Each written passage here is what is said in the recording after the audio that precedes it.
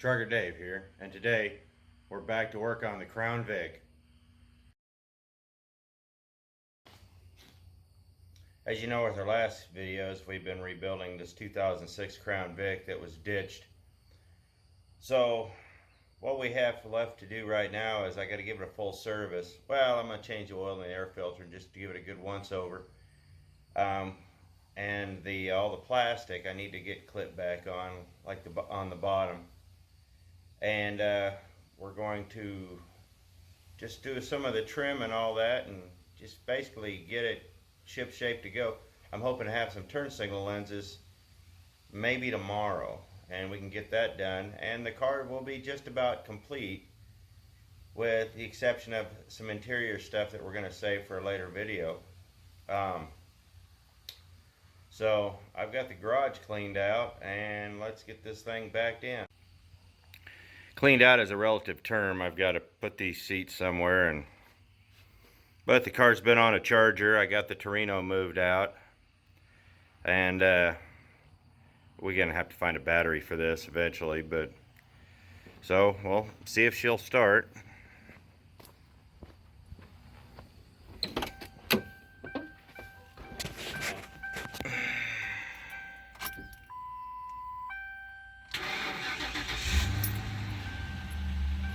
Alright, so now that we've got the car in the garage, we need to get this thing jacked up, and we'll drop the oil and change out the filter while we're underneath and button up the bottom bar. So let's get to it. If you're going to be changing oil and all that, it's important to use good quality stuff. It doesn't really cost that much more than the cheap stuff, and you get a little more better peace of mind. You know it's not made by the complete lowest bidder. When it comes to motor oil, it sounds a little cliche. I use what the manufacturer recommends, especially in a car I plan on driving. If I'm driving around in a junky old clunker that goes through a lot of oil, I will put the cheapest 30 weight in it I can find. But I don't know about this car yet, so the manufacturer recommends 5W20. This is Motorcraft 5W20, so we're going to put that in here. And I spent, go to Walmart. This was like $3.50, $4. It was really cheap. So Bram's a good filter. So spend the money on some better stuff. This is where spending the money is really going to pay off.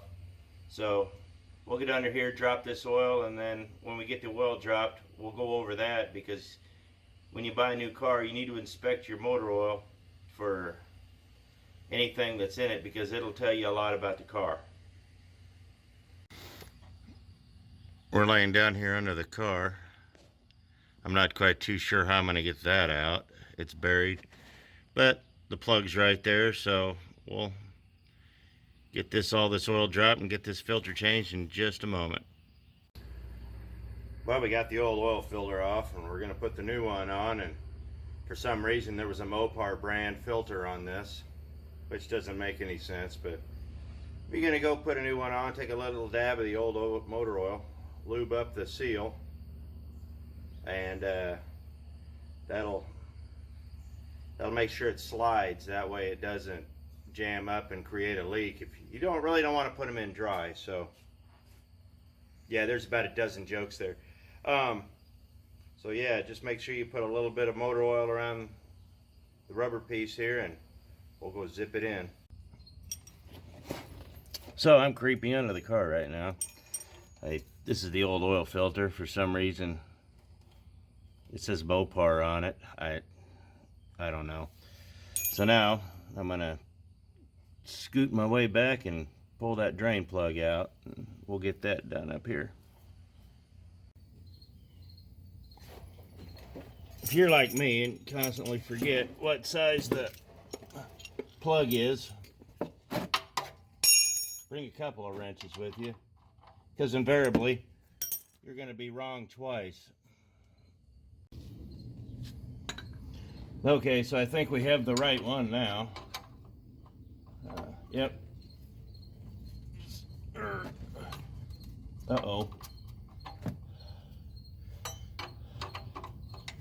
Apparently somebody got their oil changed at Walmart, so they zipped it on way too tight, so now I have to figure that out. Okay, so we got the oil plug off, and this little booger was really tight. A little word of advice: don't get your oil changed at Walmart, because I know exactly what happened here. Some lazy jackhole put it on with an impact. I almost like didn't get it off.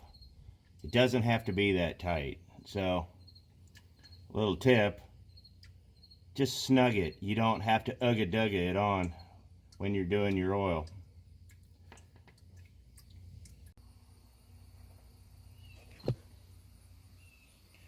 Well, we got the funnel, we got the oil, and we'll get all that done up. What I was talking about earlier is the manufacturer is going to write what kind of oil the car requires on the top of the oil cap most times.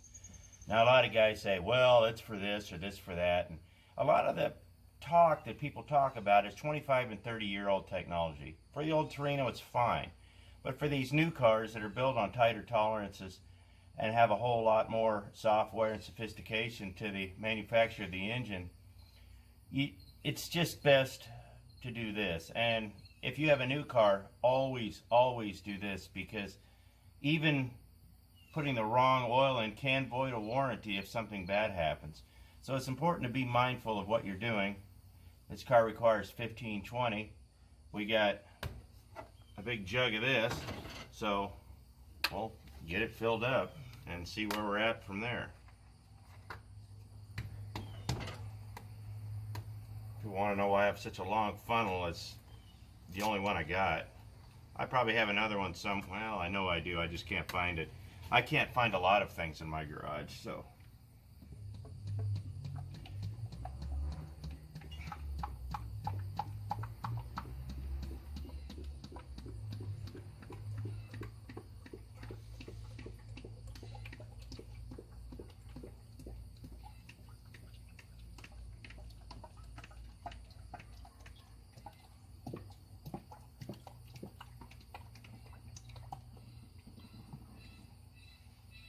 And just like that. It's also important to save your old jugs. You put your old oil in it and take it back to the recycle center. Your old engine oil can tell you a lot. By looking at this engine oil, I don't see any metallic sparkles or anything like that. It's better to do it in direct sunlight, but you get my point. There's nothing metallic floating around here. It is a little brown, which means it's a little old. It was sitting around, it hadn't been used, so it's probably got a lot of contaminants in it. But overall, it looks pretty good. So as we look at it, I don't see anything bad. It looks a little chocolate-like. I wouldn't eat it. But overall, I'm very pleased. And since the car was running, it's all circulated out. So if there was anything stuck in the bottom of the pan, I'd see that. And the drain plug had a metallic tip on it, and there was no metal on that, so that's a good thing. Well, we got it fired up. I had a video for that, and the oil light came on, and then it went off, and then all of a sudden I realized that my camera didn't shoot the video, so I'm a little irritated on that. But the car fired up, everything's going well, the oil light's not on anymore, and let's look under the car and check for leaks. Everything seems to be good. A little bit of residue on the ground and up there, but other than that, there's no leaks, and I'm satisfied. No goody, the gas light's on. You'd think Red was driving this. Now that we've got the oil changed out, we're going to replace the air filter. It's in a little box right here. That's the air box. It's got two clips. Thing will pop right out. And when you buy a new car, it's always good to just go ahead and do that on general maintenance. Pop the clips, and presto. Okay, not so presto. Did I miss a clip? No, it just pops off. So it pops out. We pull the old air cleaner out. You can see it's pretty dirty. Well, maybe. It's pretty dirty there. We got a brand new one. Where'd I put that?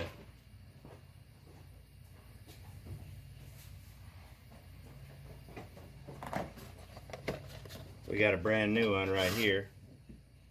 So just a few bucks at Walmart, and it'll actually just drop right in, and presto, it just pops right on the same way it came off. Difficulty with lots of agony. This pops right on. A lot of times when you're dealing with these old cars, a lot of this plastic gets warped. So here we go. And presto, she's in. And that'll help your fuel mileage and just the overall performance of your car, because if it can breathe clean, it's going to perform a lot better. So, turns out I bought the wrong clips for this. But that's not a problem. I can go to O'Reilly's when I go into town today and grab some. There are just 3 of them. And it'll hold this shroud in, and that'll be alright. So let's get to work on the bottom and get that buckled up now. So now that we're under the car, I need to show you what needs to be done. These little screws right here need to be put back in all the way across, and that will secure this to the bottom with this and make a better fit. All this stuff really ties in together. I wish this wasn't so tore up, but I may have to, well, this car's been through a lot, so we'll get that put in, and I'll show you how that all works here in a minute. Invariably, if you buy a wrecked car, you're going to come into a little bit of bent sheet metal when putting up this kind of stuff. So it's always good to have a pair of channel locks. If you look right here, this is bent up. I have a replacement fender, but I'm not really feeling like putting it on at the moment. So get the channel locks out, stick it on, and we just try to bend it back into shape the best we can. You don't really want to get too rough with these kind of things, especially on corners after they've been bent once, because if you bend them too much, they will crack and break, and then you'll have 2 problems. Another part you're going to have when you're putting pieces of 2 cars together, when it comes to fitment or things like this, it's a little, the car was wrecked. But here's the thing. We're putting it on for functionality. We're not putting it on for styling points. It's a bonus when you can get something that fits just perfectly like a glove. But this is an $800 beater. And you ask, why would I fix an $800 beater? Why wouldn't you? I'm only going to have, plus the price of the car, I'm only going to have $1,200 in this car when it's all said and done. Hopefully with tires and everything included. This is the kind of car that'll get you down the road for another year. And at the end of the year, you can sell it, get your money back, and do the same thing to another $800 beater. Well, that's about all for now. Today's Sunday, so I'm going to have to wait till tomorrow to go to the junkyard to get the indicator lights, and I'll probably pick up those clips on the way back. But we get that, and this car will be, aside from tires, it'll be road ready here hopefully tomorrow. So it's the next day. We're headed up here to north side of Wichita to hit the salvage yard. They got a pretty good one up here, and we're gonna see if we can't score some tires and some turn signals. So let's see what happens. All right, we're getting ready to turn in here to Broadway Auto Salvage. These guys have done me right before, so we're gonna go in here and see if we can't score some good parts. They got a lot of stuff here. That's why I came here first, and the guys closer to home are a little flakier. Well, we got skunked. Seems they cleaned a lot out of their yard since I was last there, and that really wasn't too long ago. They really cleaned a lot out. So we'll head down the road and see if we can't get to another junkyard and see what happens. So wish me luck on that. Well, I found one. I got it for $10.75 because it's got a chip missing right here, and on the back here it's got a little bit of a crack, but I can Gorilla Glue that. So what sucks is that's the side I already have, but at least this one's not broken like the other one. So let's go see if we can find the passenger side now. So I got a couple more yards to hit. I've already hit, this is my third or fourth yard, so it's getting harder to find parts. So we'll check out another one and maybe we can find it. The nice thing about computers these days is that they found a pair of these headlights up in here in North Wichita. The problem I have with computers is that I found this out when I was in far South Wichita, so I have to turn around and go back up north, up by the zoo. So hopefully the computer didn't lead me astray, and we can get those lights. That's kind of neat. A lot of these auto recyclers are connected with parts, so if they don't have it, they know who does and they can send you there. So it's kind of neat the way this co-opt group of people do things. They're all hooked up on the web around town. So let's go see what they got. They got an Edsel here, 4500. You can have it and drive it out of here today. Well, it would appear I found the pieces I need. Of course, this car has apparently suffered a little bit of frame damage. I haven't seen a car this sideways since the last Friday night I went out.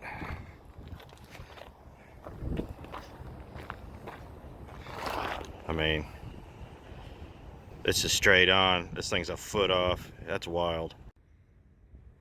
Well, I've got the pieces I need, so let's go pay the bills and get out of here. These guys here were amazing. Everything they do is online, so you don't even have to go up. I wish I would have come here first, because they had exactly what I needed online, went in. Now it cost $3 to get in, but I bought both these lenses with the wires, lights, everything for $12.57 for the pair of them. I thought I got a good deal at $10 for this old used one, the other used one. So, but also this place has batteries, used and reconditioned, so I'm gonna take the old battery and bring it back up here if I need any more parts, and for $26 get a battery. So I'm impressed. So let's get home and get these things on and see how it looks. So here are the indicators, turn signals, whatever you want to call them, side markers that I got.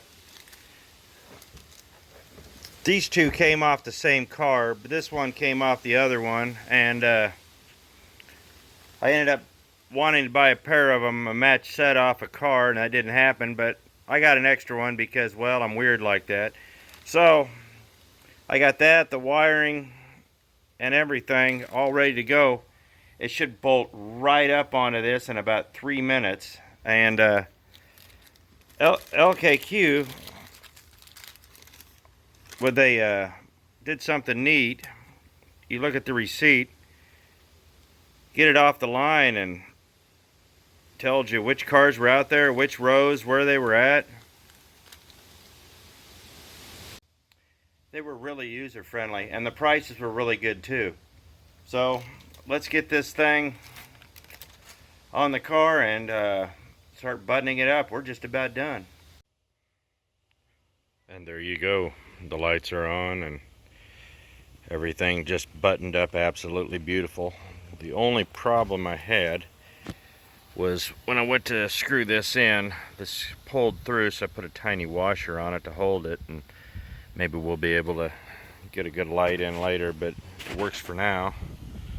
And the car has just come out really well. I'm very pleased with it. I have to change out this park light. It's dead, but the blinker works. And maybe buff out the headlights, but overall, we're done except for a trip to the muffler shop and some stuff on the inside. Well, that's all for this video. I hope you like what you've seen so far. Like I said, we got a few more things to do that I outlined earlier. And we got 2 or 3 more videos of this series coming, so hopefully you like what you've seen. And hope you like, share, subscribe, and we'll see you next video. Thanks a lot.